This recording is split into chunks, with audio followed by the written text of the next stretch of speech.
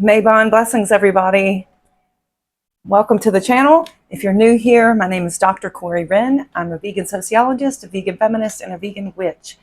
And in today's video, I'm going to be exploring what Mabon is all about and why it's so important to be thinking in a multi-species perspective when we're looking at the turning of the seasons, especially here in the British Isles and the Northern Hemisphere. So stick around. Let's talk autumn equinox.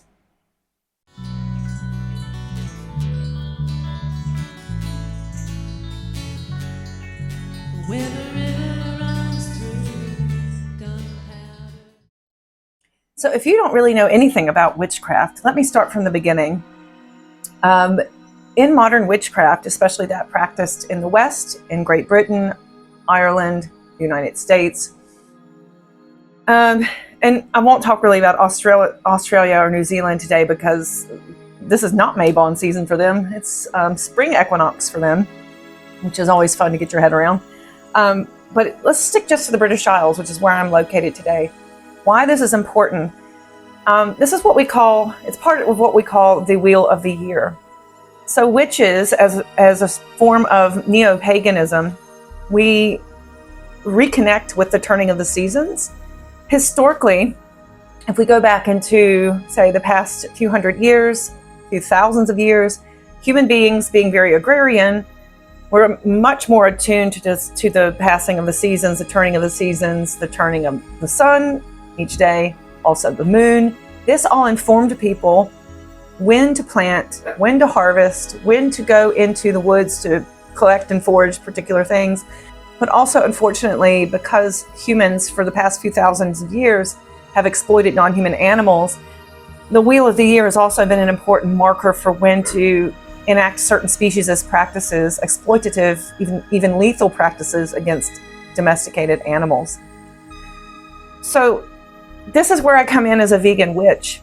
I'm here to accomplish two things. Number one, I want to introduce witchcraft to people who are vegan or vegan-leaning, animal rights activists who are looking for some way to ground themselves and to practice self-care and to get more connected with nature and get spiritual with it if you want, or not. You can be like me. I just am very interested in the ritual and the practice element of it. I identify as an atheist myself.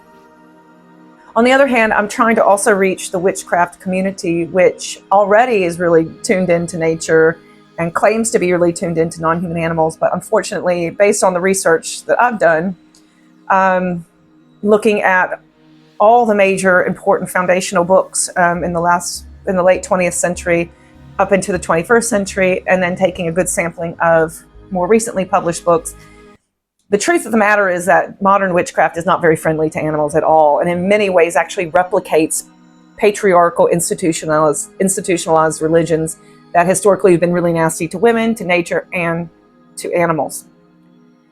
So that said, when we're coming back to the Wheel of the Year, my aim is to bridge these two things. And I'm going into a little bit more detail today simply because this is the first time that I've posted a video on a major Sabbat. I only started this channel, I launched it on Lunasa actually. So this is the first time I'm actually talking about the Sabbat. So as we progress through the Wheel of the Year, each Sabbat, I'll come back and revisit some of this theory. But the idea here is that we have been as humans circling around these seasons, paying attention to the agrarian changes. And unfortunately also, as part of that, the domestication, the farming of livestock element. I would like to start to de-link us from that domestication and actually encourage us to rewild ourselves and to respect the rewilding of non-human animals. So that is the larger idea. That's the larger hope. So let's hone back into the autumn equinox then. The autumn equinox, Mabon, by the way, is a more recent name that I guess the witchcraft community has put onto it, but autumn equinox is, predates that. It's just that we like to have nice little names for each one of these seasonal checkpoints, if you will. So Mabon is the same thing as autumn equinox, except Mabon is pulling on Celtic deity terminology, which you may or may not be down with. And incidentally, a lot of the Sabbats do link up to Celtic or Irish or Scottish and even British to an extent, but really Irish Celtic mythology.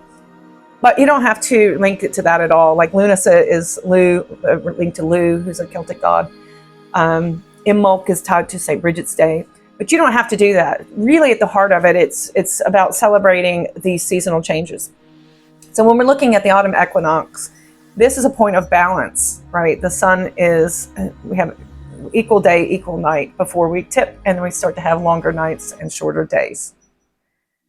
That, of course, is very important because it's signaling to nature in this part of the world that we're moving into colder times. Hence, the chemical reactions happen in the trees. The trees start to change their colors, and they're basically letting go of all their foliage. Certain mushrooms will be sprouting up in the forests. Certain animals will be migrating. Certain animals will be starting to stock up fat. So it's cueing all across nature, all these changes. And that's what I would like for us to link back onto and to reconnect with, because human beings have this much older connection to nature that predates the agrarian lifestyle and predates when we started to unfortunately domesticate or domesticate, as David Nybert, vegan sociologist, calls it, fellow animals. When we're looking at this agrarian era, when we are domesticating non-human animals, this was a time where animals are really being fattened up. So pigs are let loose into the forest to eat the fallen acorns, making sure the cows are getting fattened up before they are slaughtered, and all this horrible stuff. Because when you move on into Samhain, which is the third harvest festival, that's when the third harvest is actually non-human animals. So the first harvest is Lunasa, and that's grain. And then this one, autumn equinox, Mabon, it's apples, fruits, root vegetables, squash. And then in Samhain season, it's non-human animals who are harvested. So this turning of the year, unfortunately, has intertwined all these magical things that are happening in nature with these human-created institutions of exploitation. I'm not against, say, for instance, Lunasa, where we celebrate grain and celebrate farming. I think that as human beings now, the reality is that we're here and we do need to feed ourselves, and growing food is very important for that. We can't all go out and forage, right? But what is not necessary is domestication. What is not necessary is eating animal flesh, drinking their breast milk, or eating other reproductive items like their eggs. That is completely unnecessary. The other thing to keep in mind, if you don't really know much about witchcraft, is that a lot of these pagan points of the year, these times for celebration and feasting, were appropriated by religion, institutionalized religion, in this case, Christianity. It's kind of interesting, interspersing some footage today from St. Martin's Church here in Canterbury, which I just got back from, came straight from the church and hit record. Because that was actually ground zero for the de-paganizing of England. That is where the pagan kings and queens were baptized and brought into Christianity, and an end to the pagan sort of way of life began then around in the late 500s. So that didn't mean that these pagan traditions just disappeared, obviously. They have deep roots in the culture. So what would happen is that they would simply get appropriated and wrapped up into Christianity. Now, a lot of people don't really think about this, especially if you're American like myself. We have Thanksgiving.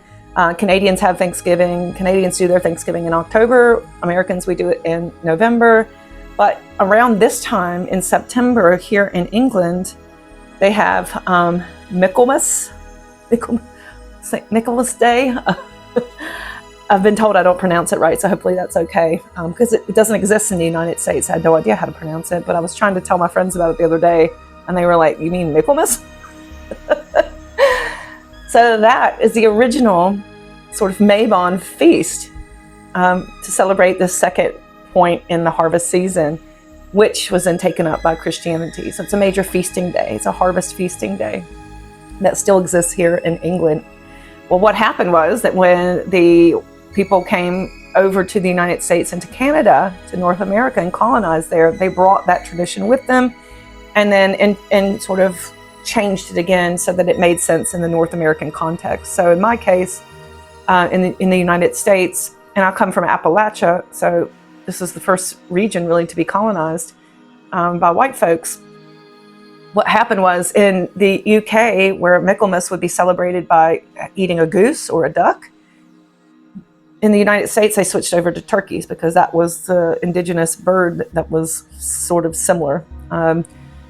And pumpkins, squash, all those types of things that became really ubiquitous with the harvest season. This is the foods that have been farmed by Native American people for thousands of years. Here in the UK, I've found some really tragic, actually some tragic histories associated with Michaelmas. For instance, it used to be the case that they would take the geese and the ducks and they would tar the bottom of their feet so that they could sustain the long march to market where they would be slaughtered for Michaelmas feasts. And so I think about this trail of terror for these animals and what a horrible legacy that is. So this is kind of the unfortunate bit when we're looking at vegan witchcraft, is that one of the aims, of course, is to reclaim these turning points of the year as to something older and more symbiotic for humans and fellow animals and nature. But also I think it's important for us to acknowledge the institutional suffering that happened and continues to happen. Millions and millions and millions of turkeys, for instance, in the United States are raised in horrific conditions and killed to be eaten for this celebration every autumn in the United States. It's horrific. And again, this has been going on for hundreds of years, not just in the United States, but further back here in the United Kingdom.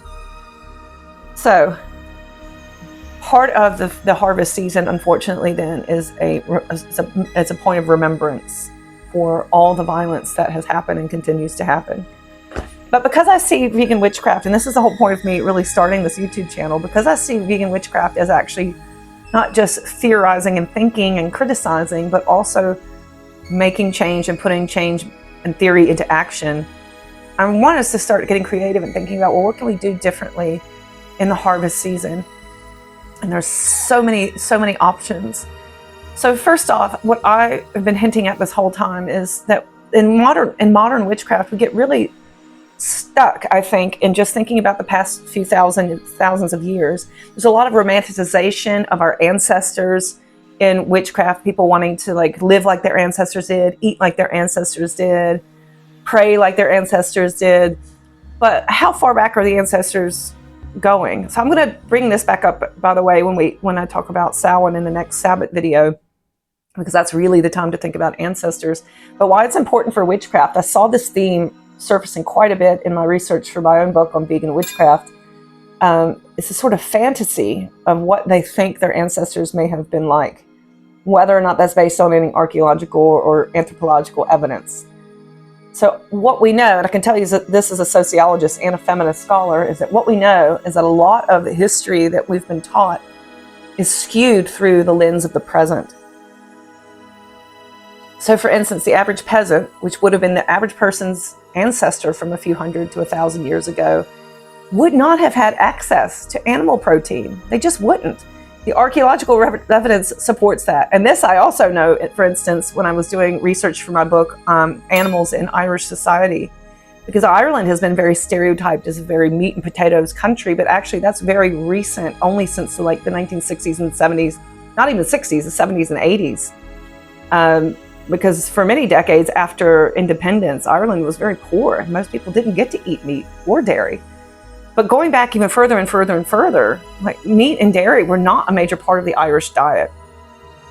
All kinds of wild foods were a major part of the diet.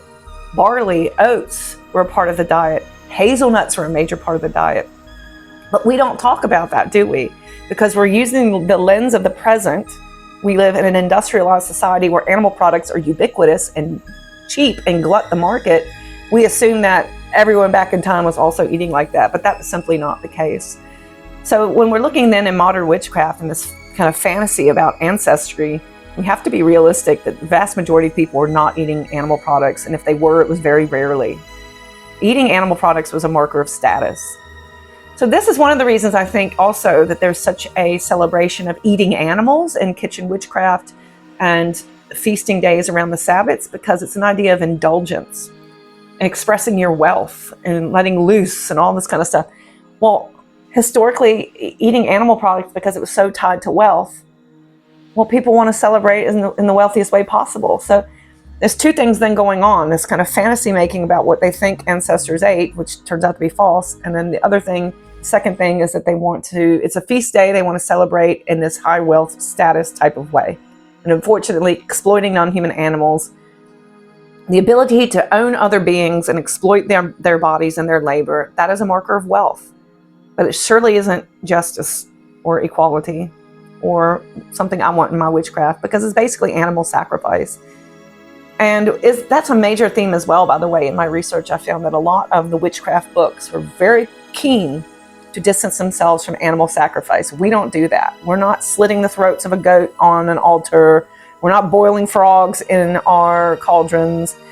And yet, they're very happy to say, well, we do kill lambs and eat lambs on Imbolc. And we do kill pigs and we eat pigs at the Beltane fires. We gotta live our life and feast. That's animal sacrifice. The animal was killed for your pleasure, not for any type of necessity. So this is what I'm hoping to do then with vegan witchcraft, is to kind of knock all that out and start thinking about a different way to relate to non-human animals when we're looking at the turning of the seasons. We go past this recent ancestry that we get stuck with and look even further into time. The vast majority of humans, for the vast majority of human history, have lived symbiotically with fellow animals. They were not hunters. That only came around more recently in the history of humanity. If they did eat flesh, they were scavenging, just like a lot of animals would scavenge when they're looking for free food, a free meal, right? But the way our bodies are designed, and I don't know why this is such a contentious point, because it's plain as day, the way our bodies are designed are like many other great apes. We are like bonobos, we're like gorillas. We don't eat flesh. We're not designed to eat flesh. We are a flexible species in that if need be, we can digest things that probably aren't good for us in the long run. But because humans have used our brains to start controlling the natural world and controlling other animals, and controlling women and controlling other groups, we're able to game the system. And now we have a world where animal products are readily available all the time. That is not the history of humanity. The vast majority of human history has lived more symbiotically, more sustainably, and less violently on the earth. I'm not sugarcoating it and say that humans never tried to kill another animal or even each other. Surely they did. But we didn't have it in a systematic way that we do today. And I would like to really tap into this aspect of rewilding. What would it mean then for me as a human being to embrace my species being and live peacefully with other animals and eat plants, which are good? And if you're watching this and aren't vegan and you're like, okay, you're not eating the right foods. You're just not eating the right foods. Because I think veganism gets a bad rap. And by the way, a lot of veganism, like you eat vegan and you probably don't even know it, because a lot of food is just vegan by default. We have this wild Western modern idea that animal products have to be in every single meal all the time. And that is such a recent cultural norm. So I would invite you, if you're not vegan, give this a try. Give this a try for this Mabon. Hold a vegan feast. Do a vegan harvest. And start thinking about what is our relationship to nature and to other animals? Is it one of dominance, or is it one of symbiosis and cooperation? Because as we're now moving into the colder, darker months when food will be more scarce, this is a time for cooperation. And this is one of the reasons the human species has been so successful, is that we have cooperated. So let's push it beyond just humans and start looking at non-humans as well. Widen our circle, expand our family, and look out for one another.